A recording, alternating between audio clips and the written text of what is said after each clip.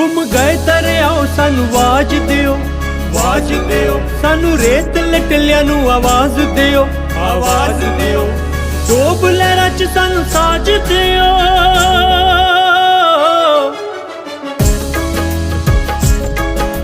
रेत साडी सतवें दरिया दी गवाह, वसदियां रहियां बसदियां हुंदियां रहियां पना।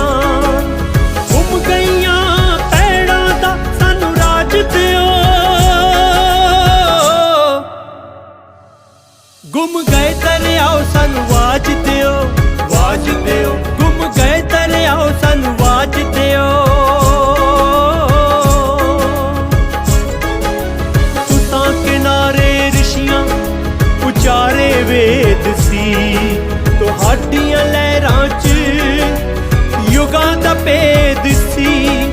फिर सतवें दरिया नू आगाज दियो,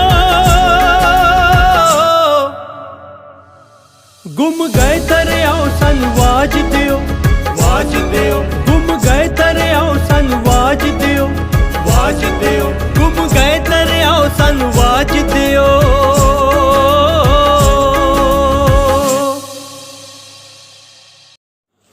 ਦਰਸ਼ਨ ਦਰਵੇਸ਼ ਸਾਡਾ ਹਰਮਨ ਪਿਆਰਾ ਸ਼ਾਇਰ, ਫਿਲਮ ਨਿਰਦੇਸ਼ਕ, ਪਟਕਥਾ ਲੇਖਕ, ਗੀਤਕਾਰ ਅਤੇ ਬਹੁਤ ਕੁਝ ਹੋਰ।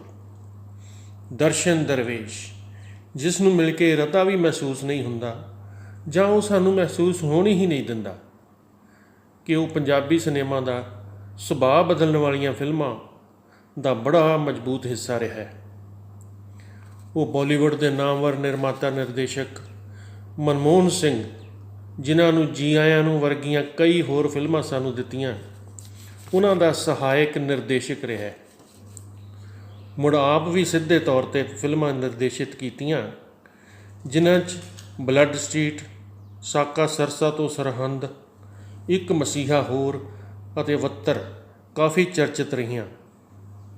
ਸ਼ਾਰਟ ਫਿਲਮਾਂ ਦੀ ਕੈਟੇਗਰੀ 'ਚ ਵੱਤਰ ਬੈਸਟ ਫਿਲਮ ਅਤੇ ਬੈਸਟ ਕਾਸਟਿਊਮ ਦਾ ਐਵਾਰਡ ਜਿੱਤ ਚੁੱਕੀ ਹੈ। ਦਰਸ਼ਨ ਦਰਵੇਸ਼ ਸਾਡਾ ਸ਼ਾਇਰ, ਜਿਸ ਦਾ ਪਹਿਲਾ ਕਾਵਿ ਸੰਗ੍ਰਹਿ ਉਦਾਸ ਸਿਰਲੇਖ 1999 ਵਿੱਚ ਛਪਿਆ ਅਤੇ ਪਿਛਲੇ ਦਿਨੀਂ ਉਹਨਾਂ ਦਾ ਕਾਵਿ ਸੰਗ੍ਰਹਿ ਪ੍ਰਕਾਸ਼ਿਤ ਹੋਇਆ, ਕੁੜੀਆਂ ਨੂੰ ਸਵਾਲ ਨਾ ਕਰੋ।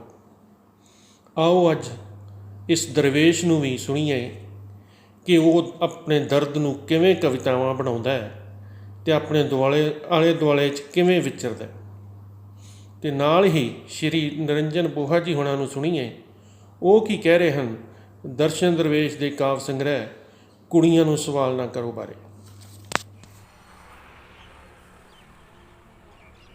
ਮੇਰੇ ਬੜੇ ਹੀ ਸਤਿਕਾਰਯੋਗ ਅਤੇ ਪਿਆਰੇ ਦੋਸਤੋ, ਜਿਵੇਂ ਕਿ ਹੁਣੇ ਕਮਲਜੀਤ ਭੁੱਲਰ ਹੋਰਾਂ ਨੇ ਦੱਸਿਆ ਹੈ ਕਿ ਮੇਰੀਆਂ ਕਵਿਤਾਵਾਂ ਪਿੱਛੇ ਕਿਸ ਦਾ ਰਾਜ ਹੈ, ਕਿਹੋ ਜਿਹਾ ਰਾਜ ਹੈ। ਇਸ ਨੂੰ ਮੈਂ ਬਹੁਤੇ ਲੰਮੇ ਸਮੇਂ ਤੱਕ ਤਾਂ ਲਟਕਾ ਨਹੀਂ ਸਕਦਾ, ਪਰ ਕੁਝ ਚੰਦ ਕੁ ਸ਼ਬਦ ਜਿਹੜੇ ਮੇਰੇ ਮਨ ਦੇ ਅੰਦਰੋਂ ਉਜਾਗਰ ਹੋਏ ਨੇ, ਤਾਂ ਮੈਂ ਇੰਨਾ ਹੀ ਕਹਿਣਾ ਚਾਹਾਂਗਾ ਕਿ ਮੇਰੀਆਂ ਕੁਝ ਕਵਿਤਾਵਾਂ ਮੇਰੇ ਵਰਗੀਆਂ ਨੇ, ਮੇਰੀਆਂ ਕੁਝ ਕਵਿਤਾਵਾਂ ਮੇਰੇ ਸਵੈ ਵਰਗੀਆਂ ਨੇ, ਮੇਰੀਆਂ ਕੁਝ ਕਵਿਤਾਵਾਂ ਆਪਣੇ ਆਪ ਵਰਗੀਆਂ ਨੇ। ਮੇਰੇ ਆਲੇ ਦੁਆਲੇ, ਮੇਰੀ ਜ਼ਿੰਦਗੀ ਦੇ ਵਿੱਚ ਜੋ ਵੀ ਜਿਸ ਤਰ੍ਹਾਂ ਦਾ ਵਰਤਾਰਾ ਹੁੰਦਾ ਹੈ, ਕਦੇ ਮੈਂ ਭੁਰੇ ਹੋਏ ਪੱਤੇ ਦੇਖਦਾ, ਕਦੇ ਮੈਂ ਠੰਡੀ ਹੋਈ ਧੁੱਪ ਦੇਖਦਾ, ਕਦੇ ਮੈਂ ਲੰਮੇ ਸਮੁੰਦਰ ਦਾ ਕਿਨਾਰਾ ਵੇਖਦਾ, ਤੇ ਕਦੇ ਮੈਂ ਬੀਆਬਾਨਾਂ ਵਿੱਚ ਦੌੜਦੇ ਰੇਗਿਸਤਾਨ ਨੂੰ ਦੇਖਦਾ। ਇਹੋ ਜਿਹਾ ਕੁਝ ਹੀ, ਇਹੋ ਜਿਹਾ ਵਰਤਾਰਾ ਹੀ ਮੇਰੀਆਂ ਕਵਿਤਾਵਾਂ ਵਿੱਚ ਰੂਪਮਾਨ ਹੁੰਦਾ ਹੈ। ਮੇਰੇ ਆਲੇ ਦੁਆਲੇ ਘੁੰਮਦਾ ਹੈ, ਮੇਰੀ ਕਲਮ ਦੀ ਨੋਕ 'ਤੇ ਆ ਜਾਂਦਾ ਹੈ ਅਤੇ ਉਹ ਮੇਰੀ ਕਲਮ ਦੀ ਨੋਕ ਮੇਰੇ ਸਫ਼ਿਆਂ ਨੂੰ ਸਮਰਪਿਤ ਹੋ ਜਾਂਦੀ ਹੈ। ਮੈਨੂੰ ਪਤਾ ਹੈ ਕਿ ਜਿਸ ਤਰ੍ਹਾਂ ਅਤੇ ਜਿਹੋ ਜਿਹੀਆਂ ਮੇਰੀਆਂ ਕਵਿਤਾਵਾਂ ਨੇ, ਉਹ ਬੜੇ ਲੰਮੇ ਸਮੇਂ ਬਾਅਦ ਕੁੜੀਆਂ ਨੂੰ ਸਵਾਲ ਨਾ ਕਰੋ ਦੇ ਰੂਪ ਵਿੱਚ ਮੇਰੇ ਦੋਸਤਾਂ ਨਾਲ ਸਾਂਝੀਆਂ ਹੋਈਆਂ ਨੇ, ਮੇਰੇ ਪਾਠਕਾਂ ਨਾਲ ਸਾਂਝੀਆਂ ਹੋਈਆਂ ਨੇ, ਮੇਰੀਆਂ ਮਹਿਬੂਬਾਂ ਨਾਲ ਸਾਂਝੀਆਂ ਹੋਈਆਂ ਨੇ, ਮੇਰੇ ਆਲੇ ਦੁਆਲੇ ਦੇ ਅਤੇ ਮੈਥੋਂ ਦੂਰੀ 'ਤੇ ਖੜੋਤੇ ਕੁਝ ਸੁੱਕੇ ਹੋਏ ਰੁੱਖਾਂ ਨਾਲ ਸਾਂਝੀਆਂ ਹੋਈਆਂ ਨੇ। ਮੈਂ ਹੋਰ ਕੀ ਕਹਾਂ, ਇਹ ਮੇਰੀਆਂ ਕਵਿਤਾਵਾਂ ਨੇ, ਇਹਨਾਂ ਦੇ ਅੰਦਰ ਸਾਰੇ ਦਾ ਸਾਰਾ ਮੈਂ ਤੁਰਦਾ ਹਾਂ। ਇਹ ਮੇਰੀਆਂ ਕਵਿਤਾਵਾਂ ਨੇ, ਇਹ ਸਾਰੀਆਂ ਦੀਆਂ ਸਾਰੀਆਂ ਮੇਰੇ ਅੰਦਰ ਵਿਚਰਦੀਆਂ ਨੇ, ਮੈਨੂੰ ਆਪਣੀ ਉਂਗਲੀ ਲਾ ਕੇ ਆਪਣੇ ਨਾਲ ਤੋਰਦੀਆਂ ਨੇ। ਕਦੇ ਇੱਕ ਛੋਟੇ ਜਿਹੇ ਬੱਚੇ ਦੇ ਰੂਪ ਦੇ ਵਿੱਚ ਅਤੇ ਕਦੇ 18-20 ਸਾਲ ਦੀ ਮਜਾਜਣ ਦੇ ਰੂਪ ਦੇ ਵਿੱਚ। ਲੇਕਿਨ ਇਹਨਾਂ ਕਵਿਤਾਵਾਂ ਦੇ ਵਿੱਚ ਮੇਰੇ ਆਲੇ ਦੁਆਲੇ ਜੋ ਵੀ ਵਾਪਰਦਾ ਹੈ ਉਹ ਮੇਰਾ ਹੀ ਸਵੈ ਹੈ। ਕਦੇ ਉਹ ਅਰਜਨ ਦੱਲੇ ਦੇ ਰੂਪ ਦੇ ਵਿੱਚ, ਕਦੇ ਘਰ ਨੂੰ ਅੰਦਰ ਘਰ ਹੋਣਾ ਚਾਹੀਦਾ ਰੂਪ ਦੇ ਵਿੱਚ, ਕਦੇ ਗੀਤਾਂ ਦੇ ਰੂਪ ਦੇ ਵਿੱਚ, ਅਤੇ ਕਦੇ ਮੇਰੇ ਬੀਤੇ ਹੋਏ ਕੱਲ੍ਹ ਦੇ, ਅੱਜ ਦੇ ਜਾਂ ਆਉਣ ਵਾਲੇ ਕੱਲ੍ਹ ਦੇ ਰੂਪ ਦੇ ਵਿੱਚ। ਸੋ ਦੋਸਤੋ, ਮੈਂ ਇੰਨਾ ਹੀ ਕਹਿਣਾ ਚਾਹਾਂਗਾ ਕਿ ਇਹਨਾਂ ਕਵਿਤਾਵਾਂ ਨੂੰ ਸਵੀਕਾਰ ਕਰੋ। ਮੈਂ ਜਿਹੋ ਜਿਹਾ ਵੀ ਹਾਂ ਉਸ ਬਾਰੇ ਮੈਨੂੰ ਦੱਸੋ, ਮੈਂ ਕਿੰਨਾ ਕੁ ਹੋਰ ਅੱਗੇ ਤੁਰ ਸਕਦਾ ਹਾਂ, ਜਾਂ ਮੇਰੇ ਬੈਠਣ ਦਾ ਵੇਲਾ ਆ ਗਿਆ ਹੈ।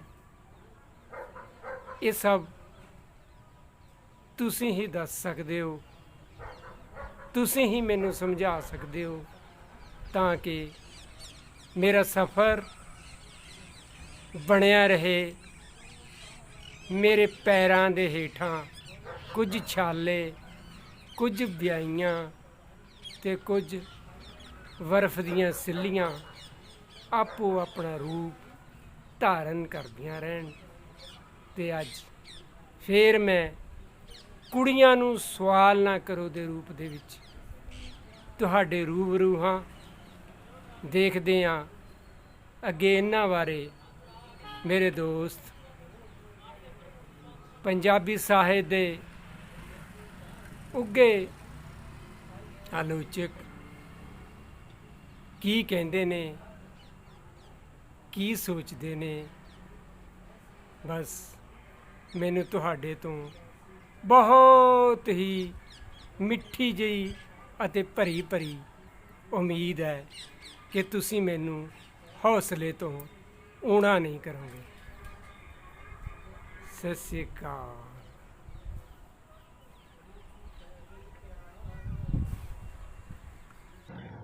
ਪੰਜਾਬੀ ਕਵਿਤਾ ਨੂੰ ਪਿਆਰ ਕਰਨ ਵਾਲੇ ਮੇਰੇ ਬਹੁਤ ਹੀ ਪਿਆਰੇ ਦੋਸਤੋ, ਮੈਂ ਹਾਂ ਤੁਹਾਡਾ ਆਪਣਾ ਹੀ ਨਿਰੰਜਨ ਬੋਹਾ।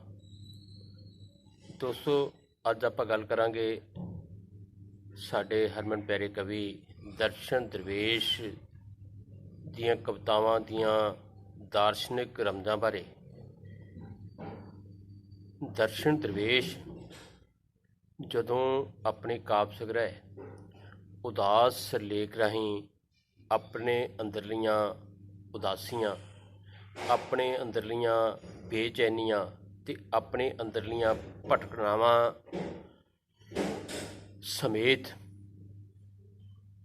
ਪਾਠਕਾਂ ਦੇ ਰੂਬਰੂ ਹੁੰਦਾ ਹੈ, ਤਾਂ ਉਹਦੀ ਕਵਿਤਾ ਪੂਰੀ ਤਰ੍ਹਾਂ ਇੱਕਮਿਕ ਹੋ ਕੇ ਦਰਵੇਸ਼ੀ ਬਚਨ ਵਿਲਾਸ ਹੀ ਬਣ ਜਾਂਦੀਆਂ ਨੇ।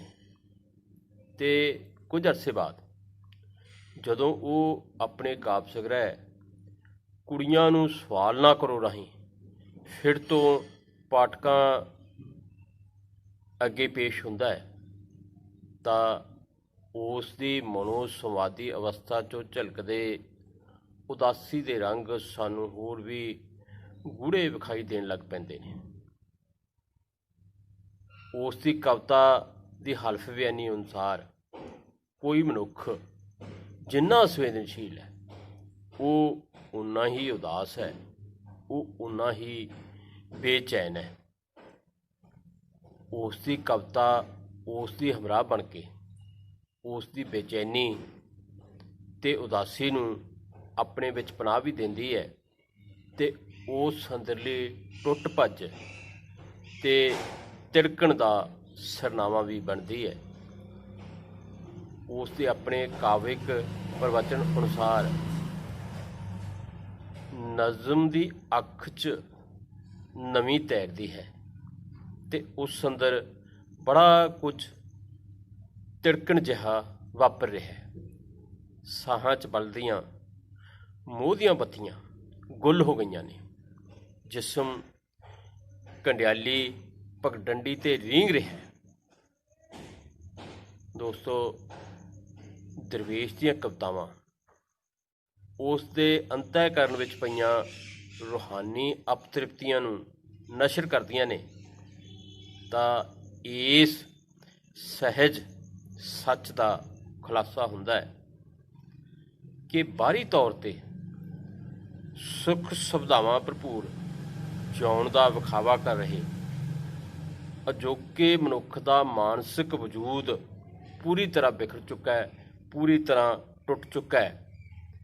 ਪਲ ਪਲ ਮਰ ਕੇ ਜਿਉਣ ਦਾ ਦੁਖਾਂਤ ਭੋਗ ਰਿਹਾ ਮਨੁੱਖ ਆਪਣੇ ਆਪ ਨੂੰ ਸਬੂਤਾ ਵਿਖਾਉਣ ਦਾ ਕਿੰਨਾ ਵੀ ਯਤਨ ਕਰੇ ਪਰ ਅਧੂਰੇਪਣ ਦਾ ਅਹਿਸਾਸ ਉਸ ਦਾ ਕਦੇ ਵੀ ਪਿੱਛਾ ਨਹੀਂ ਛੱਡਦਾ।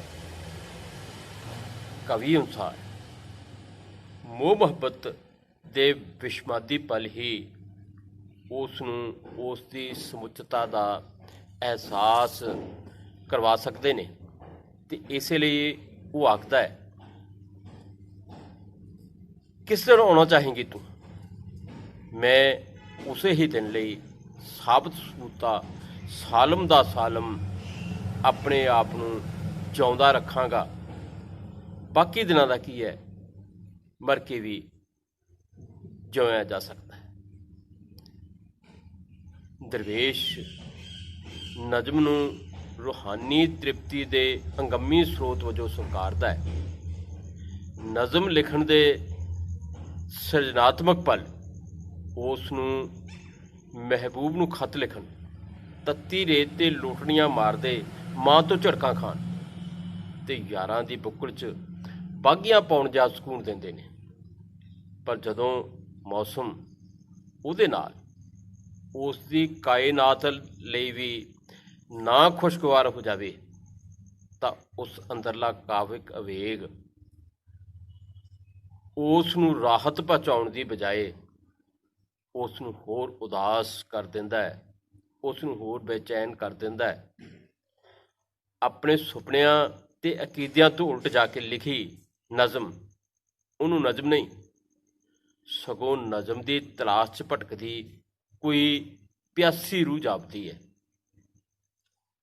ਹੁਣ ਮੈਂ ਜੋ ਵੀ ਲਿਖਦਾ ਹਾਂ ਉਹ ਭੈਣ ਦੀ ਹੱਥਾਂ 'ਚੋਂ ਨੋਚੀ ਰੱਖੜੀ ਹੈ, ਭਰਾ ਦੀ ਤਲੀਆਂ 'ਤੇ ਨੱਚ ਰਿਹਾ ਜ਼ਹਿਰ ਹੈ, ਮਾਂ ਦੀਆਂ ਅੱਖਾਂ 'ਚ ਬਰਫ਼ ਹੋਈ ਉਡੀਕ ਹੈ, ਬਾਪ ਦੀਆਂ ਮੁੱਛਾਂ 'ਤੇ ਅਟਕਿਆ ਅਥਰੂ ਹੈ, ਸਿਵਿਆਂ ਦੀ ਲੋਰੀ ਹੈ, ਨਜ਼ਮ ਨਹੀਂ ਹੈ। ਮਾਂ ਦੀ ਮਮਤਾ ਤੇ ਮਹਿਬੂਬ ਦੀ ਮੁਹੱਬਤ ਉਸ ਦੇ ਜੀਵਨ ਤੇ ਉਸ ਦੀਆਂ ਕਵਿਤਾਵਾਂ 'ਚ ਇੰਨੇ ਰਚ ਮਿਚ ਚੁੱਕੇ ਨੇ ਕਿ ਜਜ਼ਬਾਤਾਂ ਦੇ ਹਾਣ ਦੇ ਇਹ ਦੋਹੇਂ ਰਿਸ਼ਤੇ ਉਸ ਲਈ ਸ਼ਿੱਦਤ ਦੇ ਹਾਣ ਦੀ ਰਾਹਤ ਬਣ ਜਾਂਦੇ ਨੇ। ਮਹਾਨਗਰੀ ਭੀੜ 'ਚ ਗੁਆਚਿਆ ਜਦੋਂ ਉਹ ਆਪਣੇ ਚੇਤਿਆਂ ਵਿੱਚ ਆਪਣੇ ਪਿੰਡ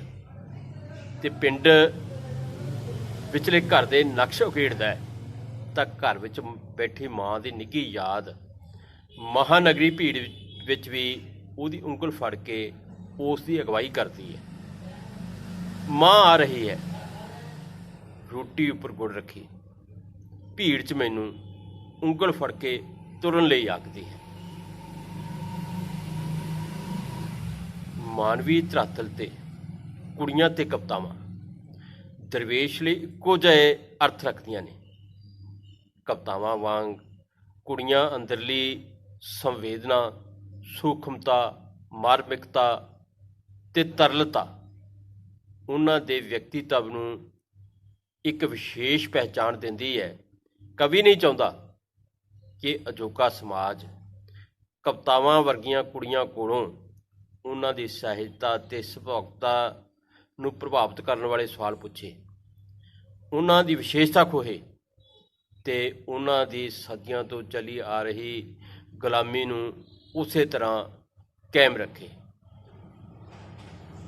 ਇਸੇ ਲਈ ਉਹ ਆਖਦਾ ਹੈ, ਨਾ ਕੁੜੀਆਂ ਨੂੰ ਸਵਾਲ ਨਾ ਕਰੋ ਕਿ ਸਵਾਲ ਕੀਤਿਆਂ ਉਹ ਤੁਹਾਤੋਂ ਕਵਿਤਾ ਵਾਂਗ ਲਿਖੀਆਂ ਨਹੀਂ ਜਾਣੀਆਂ। ਸਵਾਲ ਕੀਤਿਆਂ ਕੁੜੀਆਂ ਜਾ ਲੁਕਣਗੀਆਂ ਬਗੀਚਿਆਂ 'ਚ, ਫੁੱਲਾਂ ਟਾਹਲੀਆਂ ਓਲੇ, ਪੱਤੇ ਪੱਤੇ ਕਿਆਰਿਆਂ ਕੀਤੀ ਗੁੱਡੀ 'ਚ ਉਹ ਭੱਜ ਕੇ ਜਾ ਬੈਠਣਗੀਆਂ। ਦੋਸਤੋ, ਭਾਵੇਂ ਦਰਵੇਸ਼ ਦੀਆਂ ਕਵਿਤਾਵਾਂ ਉਹਦੇ ਮੋਹ ਮੁਹੱਬਤੀ ਤੇ ਨਿੱਜੀ ਸਰੋਕਾਰਾਂ ਨੂੰ ਵਧੇਰੇ ਅਹਿਮੀਅਤ ਦਿੰਦੀਆਂ ਨੇ, ਪਰ ਜਦੋਂ ਉਹ ਮਨੁੱਖਤਾ ਤੇ ਮਨੁੱਖੀ ਕਦਰਾਂ ਕੀਮਤਾਂ ਨੂੰ ਤਿਲਾਂਜਲੀ ਦੇ ਚੁੱਕੀ ਦੇਸ਼ ਦੀ ਸਮਾਜਿਕ, ਆਰਥਿਕ ਤੇ ਰਾਜਨੀਤਿਕ ਵਿਵਸਥਾ ਨੂੰ ਸੰਬੋਧਿਤ ਹੁੰਦਾ ਹੈ ਤਾਂ ਉਸ ਦੀ ਪਹਿਚਾਣ ਇੱਕ ਜਾਗਰੂਕ ਤੇ ਚਿੰਤਨਸ਼ੀਲ ਮਨੁੱਖ ਵਜੋਂ ਬਣ ਜਾਂਦੀ ਹੈ। ਰਾਜ ਸੱਤਾ ਤੇ ਕਾਬਜ਼ ਕੁਰਸੀਆਂ ਤੇ ਦੇਸ਼ ਤੇ ਲੋਕ ਵਿਰੋਧੀ ਖਾਸੇ ਨੂੰ ਉਘੇੜਨ ਦੇ ਨਾਲ ਨਾਲ ਉਹ ਦੇਸ਼ ਵਾਸੀਆਂ ਨੂੰ ਸਵੈਮਾਨ ਤੇ ਵਫਾ ਦੇ ਅਰਥਾਂ ਤੋਂ ਵੀ ਜਾਣੂ ਕਰਵਾਉਂਦਿਆਂ ਲਿਖਦਾ ਹੈ, ਤੂੰ ਤਾਂ ਕਦੇ ਸੋਚਿਆ ਵੀ ਨਹੀਂ ਹੋਵੇਗਾ ਮੇਰੇ ਦੇਸ਼ ਕਿ ਤੇਰੇ ਸਾਹਾਂ ਨੂੰ ਕਦੀ ਕੁਰਸੀਆਂ ਦੀ ਜ਼ਮੀਰ ਨੋਚਣ ਲੱਗ ਪਵੇਗੀ ਤੇ ਤੇਰੀਆਂ ਅੱਖਾਂ ਅੱਗੇ ਸਿਆਸਤ ਦਾ ਮਰਾਸੀ ਊਂਘ ਰਿਹਾ ਹੋਵੇਗਾ। ਤੇਰੇ ਵਾਰਸ ਤੇ ਪੀਲੂ ਵਿਰਲਾਪ ਕਰਨਗੇ ਭਟਕਦੀ ਰੂਹ ਤੇ ਤੇਰਾ ਮਿਰਜ਼ਾ ਤੇ ਕੌਲਾਂ ਸਹਿਮ ਪੁੱਛਣਗੇ ਸਵੈਮਾਨ ਦੇ ਅਰਥ। ਦੋਸਤੋ, ਉਸ ਦੀ ਕਵਿਤਾ ਦਾ ਬਿੰਬ ਵਿਧਾਨ ਬਿਲਕੁਲ ਨਿਵੇਕਲਾ ਹੈ, ਮੌਲਿਕ ਹੈ ਤੇ ਉਸ ਦੀ ਕਵਿਤਾ ਦੇ ਸਹਿਜ ਸਵਾਦ ਤੇ ਸੁਹਜ 'ਚ ਵਾਧਾ ਕਰਨ ਵਾਲਾ ਹੈ। ਪੁਸਤਕ ਸ਼ਾਮਲ ਉਸ ਦੇ ਸਾਹਿਤਕ ਗੀਤਾਂ ਦੀ ਭਾਸ਼ਾ ਆਪਣੇਪਣ ਦਾ ਅਹਿਸਾਸ ਕਰਾਉਣ ਵਾਲੀ ਹੈ। ਨਿਰਸੰਦੇਹ ਦਰਵੇਸ਼ ਦੀ ਕਵਿਤਾ ਨਵੀਂ ਪੰਜਾਬੀ ਕਵਿਤਾ ਵਿੱਚ ਅਹਿਸਾਸ ਦੇ ਪੱਧਰ 'ਤੇ ਬਹੁਤ ਕੁਝ ਨਵਾਂ ਲੈ ਕੇ ਆਈ ਹੈ। ਭਾਵੇਂ ਬਾਲੀਵੁੱਡ ਦੇ ਰੁਝੇਵੇਂ ਉਸ ਤੇ ਉਸ ਦੀ ਕਵਿਤਾ ਵਿਚਕਾਰ ਦੂਰੀ ਵਧਾਉਣ ਵਾਲੇ ਨੇ, ਪਰ ਉਹ ਕਦੇ ਵੀ ਕਵਿਤਾ ਨਾਲੋਂ ਟੁੱਟ ਨਹੀਂ ਸਕਦਾ ਤੇ ਨਾ ਹੀ ਕਵਿਤਾ ਉਸ ਨਾਲੋਂ ਟੁੱਟ ਸਕਦੀ ਹੈ। ਉਹ ਕਵਿਤਾ ਨੂੰ ਜਿਉਂਦਾ ਹੈ, ਉਹ ਕਵਿਤਾ ਨੂੰ ਮਾਣਦਾ ਹੈ ਤੇ ਉਸ ਰਾਹੀਂ ਅਸੀਂ ਉਸ ਦੀ ਕਵਿਤਾ ਨੂੰ ਮਾਣਦੇ ਹਾਂ। ਧੰਨਵਾਦ।